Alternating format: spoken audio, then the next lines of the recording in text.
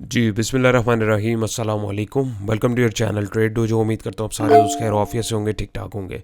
Script analysis की एक और सीरीज़ लेके आपकी खिदमत में हाजिर हैं। तो आइए देखते हैं आज हमारे जो स्क्रिप्ट्स हैं वो कौन कौन से हैं। अच्छा, एज़ यूजुअल वीडियो स्टार्ट करने से पहले क्विक डिस्क्लेमर है, नो क्लेम नो ब्लेम। जो भी चीज़ें आप लोग यहाँ पे समझाई और बताई जाएंगी वो कोई बाय सेल अलर्ट नहीं है, वो सिर्फ एजुकेशनल पर्पज़ के लिए, ताकि आप लोग रियल टाइम प्राइस एक्शन को देखें समझें और उसके अकॉर्डिंग जो है अपनी ट्रेड्स को मैनेज करने की कोशिश करें। अपार्ट फ्रॉम दैट हमारी जो सर्विसेज से रेलेवेंट मेरे पास बहुत सारे क्वेश्चंस आ रहे हैं। मैं हर वीडियो में आप लोगों को जो है रिस्पॉन्ड करता हूँ, उसका वंस अगेन इसमें दोबारा कर देता हूँ कि ये जितनी सर्विसेज हैं हमारी इंशाल्लाह ताला 1 फ़रवरी से ये ऑपरेशनल होंगी। तो आप में से किसी की अगर इससे रेलेवेंट कोई क्वेरी है तो वो मुझे दिए गए नंबर पर रब्ता कर सकता है। व्हाट्सएप पे आप वॉइस नोट के थ्रू जो है अपना मैसेज छोड़ सकते हैं। और अपार्ट फ्रॉम दैट सलाम करके बहुत सारे दोस्त जो हैं वो मैसेज बाद में करते हैं, फिर रिस्पॉन्ड देर से होता है, बोलते हैं सर आप रिप्लाई नहीं करते। तो काइंडली सबसे रिक्वेस्ट है जो भी दोस्त मैसेज करें वो मैसेज पूरा कंप्लीट सलाम दुआ के साथ, हाल अहवाल के साथ, जो भी क्वेरी है वो भी साथ में दे दिया करें, ताकि मैं उसके अकॉर्डिंगली जो है उसको रिस्पॉन्ड दे सकूं।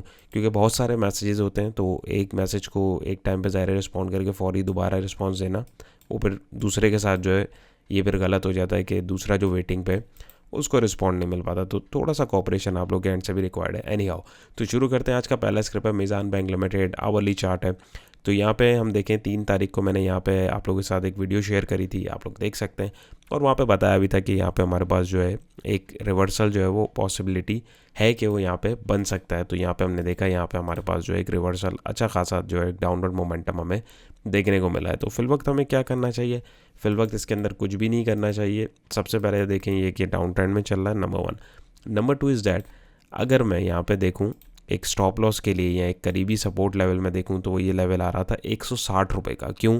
क्योंकि लास्ट टाइम ही प्राइजेज जब इस वाले रेजिस्टेंस से 164 से रिजेक्शन मिली तो फिर प्राइजेस ने जो है अपनी एक सपोर्ट बनाई, माइनर सपोर्ट कहलाएगी 160 रुपये पे, और वहाँ से जो है बाउंस लिया और यहाँ से इसको बाउंस बाहर देने की कोशिश करी, बट अनफॉर्चुनेटली वो सस्टेन नहीं कर पाया। मीनवाइल अगर आप देखें तो यहाँ पे हमारे पास एक डिसेंडिंग ट्रायंगल पैटर्न की भी फॉर्मेशन हो रही है, जो दोस्त पैटर्न समझते हैं। तो आप देखें प्राइजेज जो हैं आते आते आते आज इसमें से टूट गए। तो अभी क्या करना चाहिए? देखें अकॉर्डिंग टू पैटर्न अभी फिल वक्त अगर मैं देखूं तो ये एक डाउनवर्ड मोमेंटम जो है इसका चल रहा है, और यहाँ पे एक देखें बहुत तगड़ा वॉल्यूम भी लगा है, और कैंडल जो है वो भी आपको जो है साफ इशारा दे रही है। तो ये एक आप लोगों के पास फिल वक्त स्टॉप लॉस होना चाहिए था 160 रुपये का। स्टॉप लॉस मैंने यहाँ पे भी आपको बताया था। लेकिन मीनवाइल अगर जो लोग दूसरी सपोर्ट एंड रेजिस्टेंस या माइनर लेवल्स को भी देखते हैं तो 160 रुपये के हिसाब से आपके पास यहाँ पे एक सपोर्ट बन रही थी। अगर आप में से किसी ने इसमें से एग्जिट नहीं लिया है तो कल भी आप जो है अपनी पोजीशन इसमें से ऑफलोड कर सकते हैं, क्योंकि ये एक बड़ा नाजुक जोन था जहाँ से प्राइसेस जो है लुढ़के हैं। अब यहाँ पे अगर आप देखें रिसेंटली कोई सपोर्ट नहीं आ रही है, तो यकीनन अब वैल्यू जोन इसका 146 147 के आसपास है, जहाँ से पहले यहाँ पे बाउंस एक हमें देखने को मिला है। तो अब या तो हम इसको इधर तलाश करेंगे या जस्ट इन केस मार्केट है, कुछ भी हो सकता है। दोनों स्ट्रैटेजीज आपको और हमें जो है अकॉर्डिंगली रेडी रखनी है। अगर ये एक मूवमेंट ऊपर देता है तो 164 रुपये से ऊपर जब तक ये क्लोजिंग ना दे, मेरा मशवरा ये है कि इसके अंदर आपको ट्रेड नहीं लेनी चाहिए। और अगर आप इससे ऊपर क्लोजिंग देता है तब भी ट्रेड लेते हैं तो स्ट्रिक्ट स्टॉप लॉस आपका 160 का ही होना चाहिए। और पहला एक करीबी टारगेट आप इस रेजिस्टेंस को रख सकते हैं 168 का, और दूसरा एक फ्रेश टारगेट 176 का भी हम देख सकते हैं। बट अपार्ट फ्रॉम दैट अभी फिलहाल ये बीच में और बीच में ट्रेड नहीं लेनी। बहुत सारे दोस्त बोलते हैं सर इंट्राडे ट्रेड करनी चाहिए नहीं करनी चाहिए, ये ख़रीदना चाहिए नहीं ख़रीदना चाहिए। तो मैं आप लोगों को बताता चलूँ, हम लोग ग्रुप के अंदर भी जो है वो स्विंग ट्रेड ही कराते हैं, इंट्राडे एंड डे ट्रेड नहीं करवाते हैं। और यहाँ पे भी जो रिकमेंडेशन होती है वो अकॉर्डिंग टू स्विंग ट्रेड ही होती है। तो हर वक्त या हर रोज़ ट्रेड लेना वाजिब या फ़र्ज़ नहीं है। आपको जो है लेवल्स के ऊपर ट्रेड करना है। जब तक आपका स्टॉक आपके लेवल के या ऊपर मिले या उस लेवल पे मिले तभी हम लेंगे। बीच में वो जितनी भी कैंडल्स बनाता रहे साइडवेज में, हमें उसको इग्नोर करना है अगर हमें लॉन्ग रन में सही तरीके से काम करना है। रिस्क मैनेजमेंट, ट्रेड मैनेजमेंट अगर आपको नहीं आती, इमोशनल डिसिप्लिन आप में नहीं है, तो ये काम आप नहीं कर सकते हैं। आरएसआई को देखूं तो आरएसआई भी अगर आप देखें तो ओवरसोल्ड रीजन में जाके भी इसने एक जो है रिकवरी देने की कोशिश करी है। पॉसिबिलिटी है कि कल ये एक थोड़ा सा मोमेंटम ऊपर बनाए, क्योंकि इसने एक सपोर्ट तोड़ी है। डेफिनेटली स्टॉप लॉस हंटिंग होती है, तो वहाँ पे जो है कमज़ोर खिलाड़ी यकीनन जो यहाँ बैठे हुए तो निकल गए होंगे। तो बिग प्लेयर जो होते हैं वो अमूमन यहाँ से फिर जो है एक रिवर्सल स्पाइक देते हैं, और वो दोबारा जो है इधर इसको टच करवा के फिर जो है ट्रेंड को कंटिन्यू करते हैं। ऑल दो ट्रेंड आपका डाउनवर्ड ही चल रहा है, इस चीज़ को आपने कंसीडर करना है। स्पाइक मिल रहा है तो कहाँ तक हो सकता है वो भी मैंने आपके साथ डिस्कस किया है। फ्रेश एंट्री लेनी तो किस तरीके से बनानी है वो भी आप उसके अकॉर्डिंगली देख सकते हैं। आप लोग चाहें तो इस चार्ट का स्क्रीनशॉट भी लेके रख सकते हैं, स्क्रीनशॉट नहीं तो आप ये लेवल्स अपने चार्ट के ऊपर भी मार्क करके रख सकते हैं। इन्हीं पॉइंट्स के ऊपर आप अपनी ट्रेड्स को देखें, कोई बाइंग या सेलिंग सिग्नल मिले तो उसके अकॉर्डिंगली आप रिएक्ट कर सकते हैं। बाकी हर बंदे का अपना रिस्क एपेटाइट होता है, हर बंदे की अपनी मर्जी होती है और वो उसके अकॉर्डिंगली अपनी ट्रेड को जो है मैनेज कर सकता है। होपफुली ये क्लियर होगा। चलते हैं नेक्स्ट स्क्रिप्ट की तरफ। ऑलराइट, सो नेक्स्ट स्क्रिप्ट हमारा है BHL बैंक अल हबीब लिमिटेड। तो इसका अगर मैं आवरली चार्ट देखूं तो इसने अराउंड यहाँ पे एक रीसेंट हाई लगाया था 87.99 का। ऑल टुगेदर अगर हम देखें तो 88 का, वहाँ से एक धड़ाम करके इसने एक डाउन ट्रेंड बनाया और नीचे गिरा 75 पे। बीच में अगर आप देखें कहीं रुका भी नहीं, बहुत स्ट्रॉन्ग डाउन ट्रेंड था ये। वहाँ से फिर इसने अपनी बेस सपोर्ट डिफाइन करी, एक वैल्यू जोन बनाया 75.62 का, और यहाँ से फिर इसने एक अच्छा जो एक ब्रेकआउट दिया।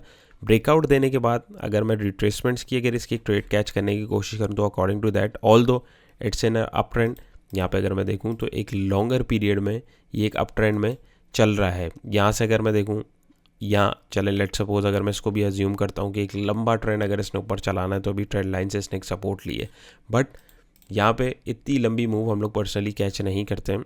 यानी हर बंदे का ट्रेडिंग स्टाइल अपना अपना होता है, लेकिन जो लोग स्विंग ट्रेड करते हैं वो इतनी लंबी लंबी जो है ट्रेड्स वो नहीं लेते हैं। तो उसके अकॉर्डिंग अगर हम ट्रेड सेटअप तलाश करें तो यहाँ पे ब्रेकआउट पे अगर किसी ने एंट्री बनाई हुई थी तो अकॉर्डिंग टू फिर गोल्डन लेवल्स, यहाँ पे अगर हम स्ट्रैटेजी को यूज़ करें तो 80, 81, 83 तक मैक्स टारगेट जो था वो उसने ईजिली जो है अचीव किया। तो अभी क्या करना चाहिए, किसी ने अगर इसके अंदर अभी एंट्री बनाई हुई है तो प्रॉफिट टेकिंग को मेरे हिसाब से उसको तरजीह देनी चाहिए। क्यों? क्योंकि यहाँ पे जो इसकी रिट्रेसमेंट कंप्लीट हो रही है। इंडिकेटर की बात करूँ तो इंडिकेटर भी आपको यहाँ पे जो है निकलने का इशारा दे रहा है।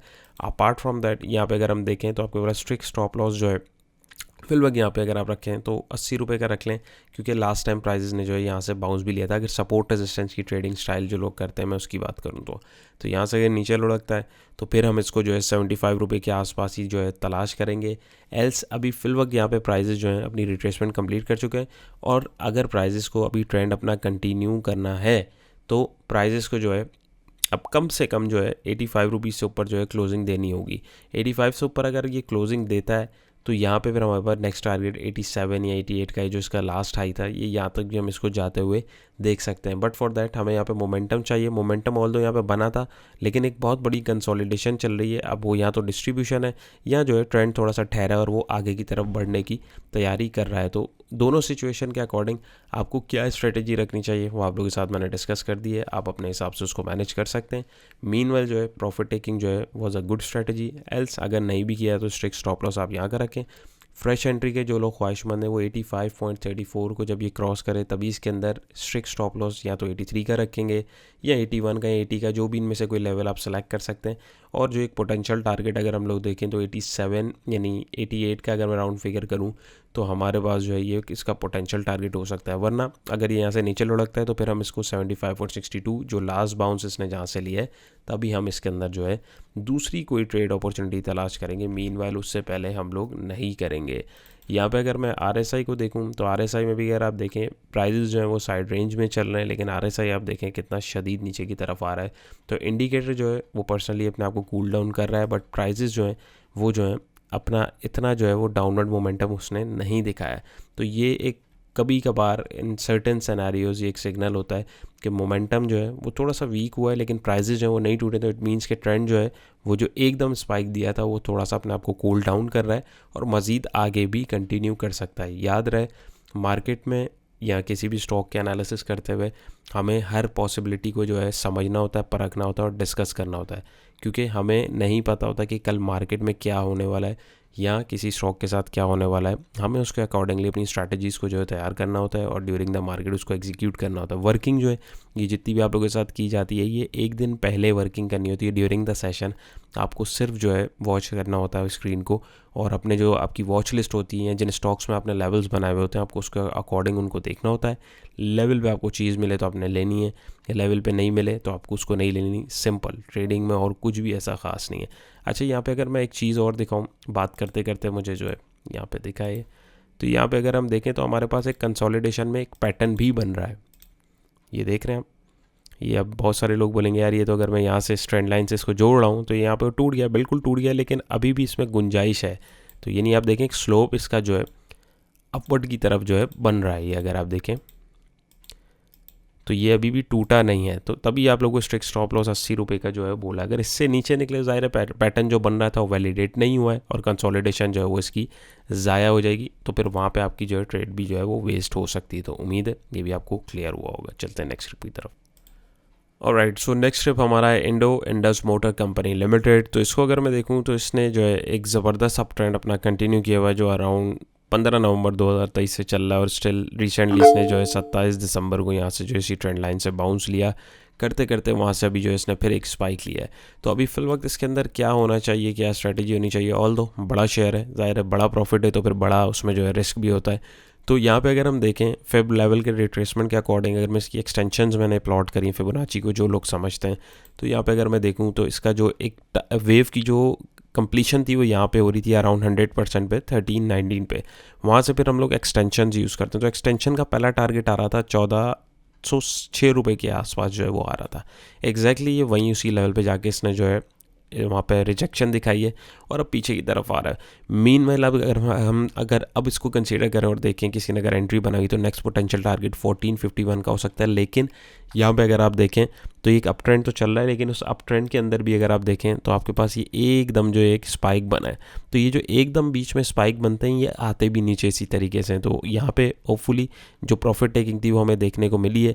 और यहाँ पे अगर मैं थोड़ा सा जूम इन करके देखूँ तो देखें वॉल्यूम कितने ज़बरदस्त लगे हैं यहाँ पे हमारे पास। ये देखें इस कैंडल को अगर मैं देखूँ ये, तो यहाँ पे लेकिन रिजेक्शन हमें देखने को मिली है, लेकिन फिर भी ज़बरदस्ती नेक्स्ट कैंडल अगर आप देखें तो वॉल्यूम और कैंडल का अगर कंपैरिजन करें तो कैंडल बड़ी है, प्राइस रेंज यानी बड़ी है, बट वहाँ पे जो है बायर्स का इंटरेस्ट हमें कम देखने को मिला और वहाँ से एट दी एंड रिजेक्शन मिली। क्यों मिली? क्योंकि रेजिस्टेंस यहाँ पे करीब आ रहा था और वहाँ से अब ये प्राइजेस पीछे की तरफ आ रहे हैं। तो किसी ने अगर इसके अंदर एंट्री बनाई हुई है तो भाई स्ट्रिक्ट स्टॉप लॉस आप जो है ये जो पर्पल लाइन मैं आपके साथ रख रहा हूँ तकरीबन 1363 का जो है स्ट्रिक्ट स्टॉप लॉस होना चाहिए, क्योंकि अगर ये इससे नीचे लुढ़कता है तो वैसे तो एक बाइंग जोन या एक वैल्यू जोन में बोलूँ तो ट्रेंड लाइन की जो सपोर्ट आ रही है वो 1250 के पास आ रही है, 1250 के आसपास। एल्स बीच में अगर आप देखें तो ये शॉर्ट टर्म ट्रेंड भी है कि इसमें अपवर्ड की तरफ बढ़ा है, तो उसमें अगर आप देखें तो फिब लेवल और आपकी जो ट्रेंड लाइन है वो यहाँ पे जो है एक तरीके के कॉन्फ्लुएंस क्रिएट कर सकती है कि लेट सपोज प्राइजेज जो है ऊपर गए और यहाँ या इवन इस एरिया में भी कहीं अगर आपको देखें यानी 1320 रुपये के आसपास, तभी हम इसके अंदर बाइंग अपॉर्चुनिटी देख सकते हैं और वंस अगेन हम इस लेवल को टारगेट कर सकते हैं। लेकिन मेरे हिसाब से पर्सनली मेरा व्यू देखें तो ये एक सेफ ट्रेड नहीं होगी अनटिल और अनलेस ये 1406 रुपये से ऊपर क्लोजिंग ना दे, number 1। Number 2 is that value zone इसका जो है ये होना चाहिए, और किसी ने अगर इसमें आज ट्रेड बनाई तो स्ट्रिक्ट स्टॉप लॉस का ये होना चाहिए यानी 1363 का, और पोटेंशियल टारगेट आपके 1406 या 1451 का होना चाहिए। बहुत बड़े स्टॉक हैं ये लॉन्ग टर्म रखने के लिए जिन्होंने लिए हुए होते हैं, ये ट्रेडिंग वाले स्टॉक्स नहीं होते, तो ये इसके अंदर जो है वो लोग जो है पार्टिसिपेट करते हैं। लेकिन अगर किसी ने ट्रेडिंग पर्सपेक्टिव से भी लिया हुआ है या लॉन्ग टर्म के लिए भी लिया हुआ है तो उसके अकॉर्डिंग अगर आप देखें तो पुल बैक जहाँ मिलता है, देखें कलेक्शन हमेशा जो होती है किसी भी स्टॉक की वो पुल बैक पे होती है, ऊपर चढ़ते हुए स्टॉक को कभी भी नहीं खरीदा जाता। तो होपफुली ये आपको समझ आया होगा। चलते हैं नेक्स्ट ट्रिप की तरफ। जी नेक्स्ट ट्रिप हमारा है पीपीएल पाकिस्तान पेट्रोलियम लिमिटेड। तो रिसेंट इसका एनालिसिस 3 तारीख को किया था अराउंड यहाँ पे था, और वहाँ पे आपको बताया था कि डिस्ट्रीब्यूशन पॉसिबिलिटी है कि लग सकती है, और वही देखा ये चलते चलते चलते चलते चलते स्टिल वहाँ से इसने सबसे पहले ट्रेंड लाइन तोड़ के एक इशारा दे दिया कि जो एक स्पाइक बना था वो वीक हो गया। नंबर 2 ये जो साइडवेज में जा रहा है, वंस अगेन 2 पॉसिबिलिटीज़ हो सकती हैं, या नए बायर अब इस रेजिस्टेंस को तोड़ के आगे जाने के लिए ऐड हो रहे हैं, या यहाँ पे जितने लोग बैठे हैं अब वो तमीज़ से माल को जो है चिपका रहे हैं, तो जो अनऑर्गेनाइज ट्रेडर हैं वो यहाँ पे जो है माल पहन भी रहे होंगे। तो दोनों पॉसिबिलिटीज़ हमें यहाँ पे देखने को मिल सकती हैं। फिल वक्त इसके अंदर ट्रेडिंग नहीं बनती है अनटिल और अनलेस वही एनालिसिस है जो आप लोगों के साथ किया होता है इस वीडियो में, 131.30 से जब तक ये बाहर नहीं निकलेगा तब तक या तो हम एंट्री नहीं लेंगे, या हमें ये इस ट्रेंड लाइन की सपोर्ट के आसपास इन दिस केस या तो 113 या 119 के आसपास अगर लेट सपोज ये अगर तो यहाँ से डिप देता है तो पॉसिबिलिटी है कि ट्रेंड लाइन के आसपास यहाँ पे 117 114 के बिटवीन में हम इसको देखेंगे, या अगर ये लहरता झूमता झूमता अगर ये आता है और यूं करते करते इधर मिलता है यानी 119 120 के पास, तब हम इसमें देखेंगे। एल्स ये जब तक इधर से बाहर नहीं निकलेगा तब तक हम इसके अंदर ट्रेड अपॉर्चुनिटी नहीं ढूंढेंगे, क्योंकि अभी ये साइडवेज में अभी कंसोलिडेट हो रहा है। अभी ये जिधर भी निकलेगा बहुत तेज़ डायरेक्शन होगा इसका, तो देखते हैं किधर निकलता है। बाहर निकलेगा तो कैच कर लेंगे, नहीं रेंज से बाहर निकलेगा तो बाय कर लेंगे, इधर कहीं का स्टॉप लॉस रख लेंगे 127 130 का। नीचे आएगा तो फिर हम लोग वैल्यू जोन का जो है वो वेट करेंगे, उससे पहले बीच में ट्रेड नहीं लेनी है, तो उम्मीद है ये भी आपको क्लियर होगा। और किसी ने अगर एंट्री लेट सपोज बना ली तो उसका स्ट्रिक्ट स्टॉप लॉस जो है, ये जो बॉक्स बना है इसका लो भी आप रख सकते हैं, या चलें अगर मैं यहाँ तक भी आता हूँ, क्योंकि ये तो नीचे इसने बहुत ही नीचे विक बना दिए, तो तकरीबन 124 रुपये का आपका स्ट्रिक्ट स्टॉप लॉस होना चाहिए। एल्स ये 119 या 113 के इधर कहीं लेवल के आसपास आपको देखने को मिल सकता है। और कुछ इसमें बताने के लिए ऐसा सच है नहीं, एनालिसिस वही है, चीज़ें वही हैं, लेकिन लेवल्स अभी तक हमारे पास ब्रीच नहीं हुए, ना ऊपर ना नीचे, तो अभी हमें इसी एनालिसिस के साथ स्टिक रहना है। ऑल दो RSI देखें तो वो भी अभी जो है उसमें भी मोमेंटम बचा हुआ है, लेकिन इतना नहीं है, तो उम्मीद है ये भी आपको क्लियर होगा। इंडिकेटर सपोर्टिंग देख लें तो वो तो सेलिंग सिग्नल ही यहाँ पे दे रहा है। चलते हैं नेक्स्ट क्लिप की तरफ। नेक्स्ट क्लिप हमारा है OGDC oil and gas development company limited. Once again इसका एनालिसिस भी 3 तारीख को ही किया था, और इधर भी हमारे पास जो है एक रिवर्सल जो है वो दिख रहा था, क्योंकि ये स्पाइक आया था, बहुत तेज़ आया था, और यही लेवल आप लोगों के साथ जो है मार्क किए हुए थे।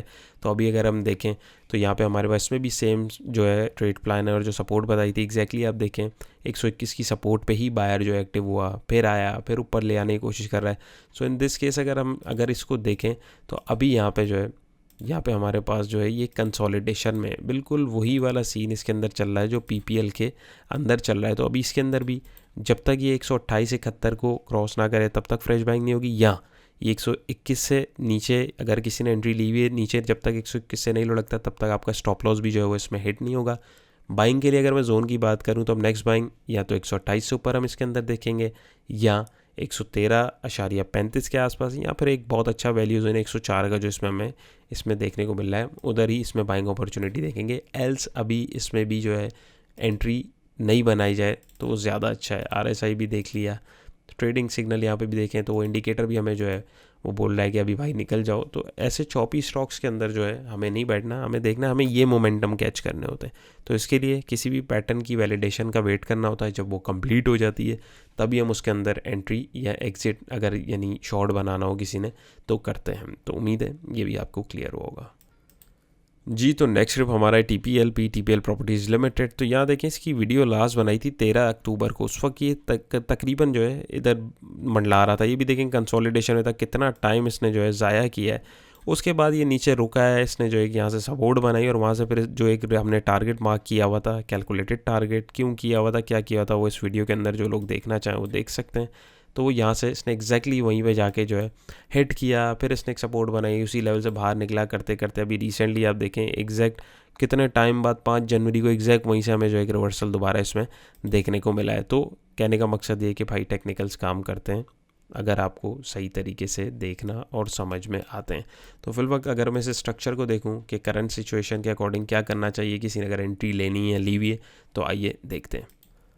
ऑलराइट, सो यहाँ पे अगर हम देखें तो इसने अभी रिसेंटली हाई क्रिएट किया है 15.34 पैसे का, वहाँ से भी नीचे लुढ़का इसने एक सपोर्ट डिफाइन करी। अगर हम यहाँ पे देखें तो यहाँ पे 1387 की हमारे पास जो सपोर्ट देखने को मिली, फिर प्राइजेस ने बाउंस लिया, अल्टीमेटली ऊपर नहीं गए, नीचे गए और मज़ीद नीचे लुढ़क के गए, तो प्राइजेस ने 12 रुपये की सपोर्ट बनाई, वहाँ से एक उछाल देके प्राइजेस ने एक रेजिस्टेंस जोन यहाँ पे क्रिएट किया 13 रुपीज़ के आसपास, वहाँ से फिर रिजेक्शन मिली, प्राइजेस जो है नीचे की तरफ गए, नीचे जाके प्राइजेस ने जो है अगर हम देखें टेक्निकल पैटर्न के अकॉर्डिंग जो दोस्त समझते हैं, तो यहाँ पे अगर मैं देखूँ तो हमारे पास एक बॉटम ये बना, एक बॉटम हमारे पास ये बना, तो यहाँ पे ये नेकलाइन थी, यहाँ पे हमारे पास जो है डबल बॉटम की एक रिवर्सल की फॉर्मेशन हुई, और उसके अकॉर्डिंग अगर मैं एक एस्टिमेट रफ टारगेट निकालता हूँ तो ब्रेकआउट के बाद एग्जैक्टली प्राइजेस ने वहीं जाके हिट किया।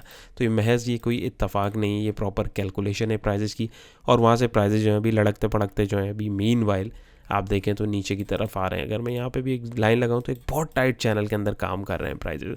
तो अभी यहाँ पे एंट्री बिल्कुल नहीं लेनी चाहिए, क्यों? क्योंकि आपको सिनेरियो समझ में आ गया है। ब्रेकआउट अगर ये 13 रुपीज़ से ऊपर दे तभी हम इसके अंदर एंट्री लेंगे, स्टॉप लॉस स्ट्रिक इधर ही कहीं आसपास लगाएंगे 1280 1290 जो भी आपकी रिस्क एपेटाइट है उसके अकॉर्डिंग, और जो पोटेंशियल टारगेट है वो 13 रुपये 80 पैसे के आसपास हो सकता है। क्यों? क्योंकि पहले भी प्राइस यहाँ से रिएक्ट कर चुके हैं, और अगर ये इसको भी क्रॉस करने में कामयाब होता है तो 1534 का ईजी टारगेट हमें देखने को मिल सकता है। क्यों? क्योंकि यहाँ पे इसने फिर एक हाई यहाँ ये लगाया, या एक माइनर रेजिस्टेंस ये वाला जो लेवल अगर आप देखें तो बीच में तकरीबन 1470 के आसपास भी हम इसको कहीं पे जो है निकाल सकते हैं। वो तब है कि अगर ये इधर से बाहर निकले, एल्स वैल्यू जोन या बाइंग जोन या डिमांड जोन में बोलूँ तो 12 रुपये का है, एटलीस्ट यहाँ तक वेट करना चाहिए। यहाँ पे एक बाइंग अपॉर्चुनिटी मिला और इस ट्रेंड लाइन को ब्रेकआउट देता हूँ, हमारे पास ये जो 1380 या 1462 का टारगेट है हमें इजीली देखने को मिल सकते हैं। और इन एनी सिनेरियो अगर ये यहाँ से बाहर निकलता है तब भी हम इसके अंदर जो है ट्रेडिंग अपॉर्चुनिटी देख सकते हैं, स्ट्रिक्ट स्टॉप लॉस के साथ। पोटेंशियल टारगेट भी आपके साथ डिस्कस कर दिए। और अगर मैं देखूँ तो अभी देखें, आप देख रहे हैं कैसे ट्रेंड लाइन आपका मैंने प्लॉट करी है, लेकिन इंडिकेटर देख रहे हैं आप किस तरीके से उन्हीं लेवल्स पे जाके जो इंडिकेटर भी आपका हिट कर रहा है। तो at the end of the day price action को आप जब समझेंगे, चीज़ें जब एनालाइज करेंगे, तो आपको बहुत सारे सिनेरियोज जो हैं वैसे ही समझ आना शुरू हो जाएंगे। RSI में भी अगर आप देखें तो एक हमारे पास जो है एक डाउनवर्ड मोमेंटम ही बना हुआ है। तो इंडिकेटर्स हो गए, प्राइस एक्शन हो गया, ईच एंड एवरीथिंग जो है वो अपने अकॉर्डिंगली चल रही है। डाइवर्जेंस कहीं हमें देखने को नहीं मिल रही है टेक्निकली। तो अभी भी हमारे पास जो है ये चीज़ें वैलिड हैं। इसको अपने जो है वॉच लिस्ट में ऐसे स्टॉक्स को रखें, लेवल्स को अपने पास मार्क करके रखें। बाइंग अपॉर्चुनिटी कहीं पे देखें, कोई अच्छा कैंडलस्टिक पैटर्न दिखे, प्राइस एक्शन पैटर्न दिखे, आप उसके अंदर एंट्री बनाएं और पोटेंशियल टारगेट्स को देख सकते हैं, बट रिस्क मैनेजमेंट के साथ और स्टॉप लॉस के साथ और अपनी ट्रेड मैनेजमेंट के साथ। होपफुली ये क्लियर होगा। चलते हैं नेक्स्ट क्लिप की तरफ। जी, तो आज का हमारा लास्ट क्लिप है EPCL Engro polymer and chemical limited. इस पे एनालिसिस करने से पहले आप लोग से रिक्वेस्ट है, वीडियो बनाने में एज़ यूजुअल काफ़ी मेहनत होती है, काफ़ी टाइम लगता है, काफ़ी एफर्ट्स होती हैं। अगर मेहनत अच्छी लग रही हो, कोशिश अच्छी लग रही हो, कुछ आप सीख रहे हो, तो वीडियो को ज़रूर थम्स अप कीजिए। कमेंट सेक्शन में अपनी राय का इज़हार ज़रूर कीजिए। और किसी स्टॉक का एनालिसिस देखना चाहते हैं तो कमेंट सेक्शन में भी आप बता सकते हैं। चैनल पे नए हैं तो मोस्ट वेलकम, सब्सक्राइब कर लीजिए। और यहाँ पे अगर हम देखें तो 7 जुलाई 2023 को इसका लास्ट एनालिसिस मैंने किया था एंग्लो पॉलीमर का। उस वक्त ये यहाँ पे कहीं पे था, तकरीबन अराउंड 42 के पास। वहाँ से इसके लेवल्स आप लोग को दिए थे 45, 44। इसने देखें एग्जैक्टली उस लेवल को क्रॉस किया, यानी वहीं पे आके हिट किया, फिर बीच में मंडलाया, फिर उसको क्रॉस करने की कोशिश करी, फिर इन्हीं सपोर्ट लेवल के ऊपर मंडलाते इसी एग्जैक्ट डिमांड जोन पे 39 पे आया। क्यों आया वो इस वीडियो के अंदर सब कुछ एक्सप्लेन किया है। जो सीखने वाले लोग हैं वो जाके उस वीडियो को डिटेल में देख सकते हैं और फिर इससे कंपेयर कर सकते हैं। फिर उसी सपोर्ट जोन पे रहा और फिर देखें एग्जैक्ट जो वही टारगेट्स है, पहले वहाँ हिट हुआ, फिर दूसरे पे हिट हुआ, फिर नीचे आके उसी सपोर्ट को दोबारा ऑनर किया, फिर ऊपर गए प्राइजेस उन्हीं टारगेट्स को जो है कंप्लीट करते हुए। और अभी अगर आप देखें तो रिसेंटली इन लेवल्स को भी प्राइजेस ऑनर कर रहे हैं। तो वंस अगेन महज ये कोई इत्तेफाक नहीं है, ये प्रॉपर वर्किंग है, प्रॉपर कैलकुलेशन है, टेक्निकल एनालिसिस है, जो आपको और मुझे करके ही एंट्री और एग्जिट लेनी ज़रूरी है स्टॉक्स के अंदर। अभी इसका फ्रेश जो वर्किंग मैं आपको करके दिखाता हूँ।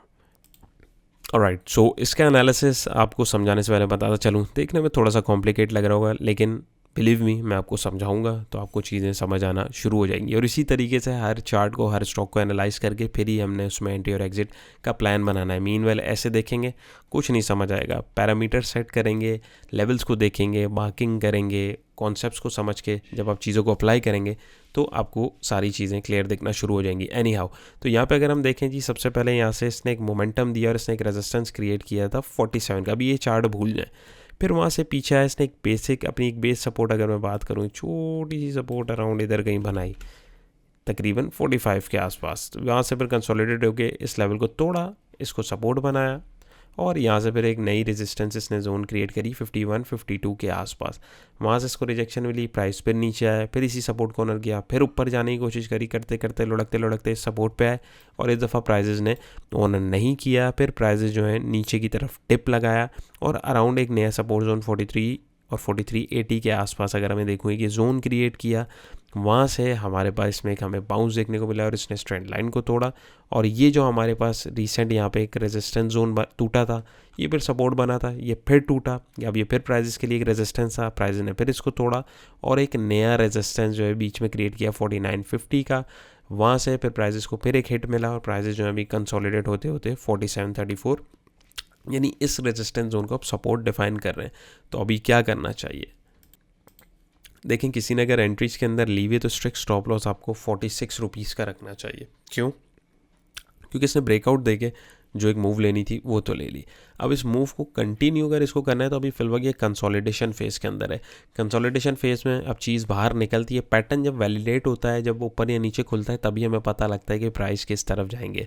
जैसे यहाँ पे आप देखें कि डाउनवर्ड मोमेंटम बना था, इससे प्राइस बाहर निकले तभी आगे की तरफ गए। तो अभी यहाँ पे जो एक रेंज में प्राइस जो है बाउंड हो रहे हैं। तो अगर ये इससे नीचे निकलते हैं तो 47 से नीचे अगर ये निकलते हैं तो प्राइजेस के लिए फिर एक वैल्यू जोन बाइंग के लिए अगर हम देखेंगे तो 4380, यानी 43 और 44 का ये जो जोन है आप इधर इसमें कहीं बाइंग अपॉर्चुनिटी तलाश करेंगे, बीच में नहीं करेंगे, नंबर 1। नंबर 2, अगर ये यहाँ से हिट हो जाता है बीच में कहीं पे भी, प्राइजेस अगर नीचे इसको तोड़ के जाते हैं तो आपका स्टॉप लॉस जो है वो यहाँ पे निकल जाएगा। डेफिनेटली लॉस थोड़ा सा होगा, लेकिन बड़े लॉस से वो बेहतर है। फिर बीच में प्राइजेस जो भी करतब कर रहे हैं हमें उससे कंसर्न नहीं, अनटिल और अनलेस वो या तो इस जोन में ना मिले 43-44 के बिटवीन, या अगर ये इसको तोड़ने में कामयाब होते हैं, यानी इस रेंज को तोड़ने में कामयाब होते हैं, तो हमारे पास जो है एक 49-50 के आसपास का जोन जो है हमें देखने को मिल रहा है, एक रिसेंट रेजिस्टेंस। हम इसके अंदर वो बाइंग जोन जो है, सेलिंग जोन सॉरी, उसको बना सकते हैं। और उसके अकॉर्डिंग अगर मैं ब्रेकआउट पे यहाँ पे या यहाँ पे कहीं रखता हूँ तो इजी टारगेट हमें यहाँ तक देखने को भी मिल रहा है। और अगर एक अच्छा ट्रेंड कोई राइड करना चाहता है तो ये फिर 50 से ऊपर अगर क्लोजिंग दे तब इसके अंदर एक सेफ और अच्छी एंट्री हम ले सकते हैं। ये जो प्लान है उनके लिए जिन्होंने एंट्री ले ली हुई है, फ्रेश एंट्री अभी जो है मैं पर्सनली मना करूँगा अनटिल और अनलेस 50 से बाहर ना निकले जब तक, तब तक 50 से बाहर निकले तो फिर आप 51-60 के आसपास ₹1.5 का जो है इसके अंदर टारगेट अपना रख सकते हैं।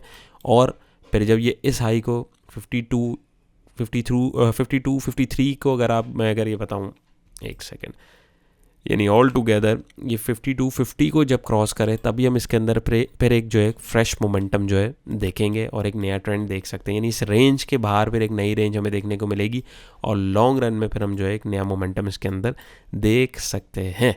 तो इस तरीके से आपको जो अपनी ट्रेड्स को मैनेज करना है और उसके अकॉर्डिंग जो आपको अपना डिसीजन लेना है। होपफुली आज की कोशिश भी पसंद आई होगी, पसंद आई तो थम्स अप कीजिएगा, चैनल पर नए तो मोस्ट वेलकम, सब्सक्राइब कर लीजिए। अपना बहुत सारा ख्याल रखिएगा, दो हमें याद रखिएगा। इंशाल्लाह फिर एक नई इंटरेस्टिंग वीडियो मुलाकात होगी। अल्लाह हाफ़िज़।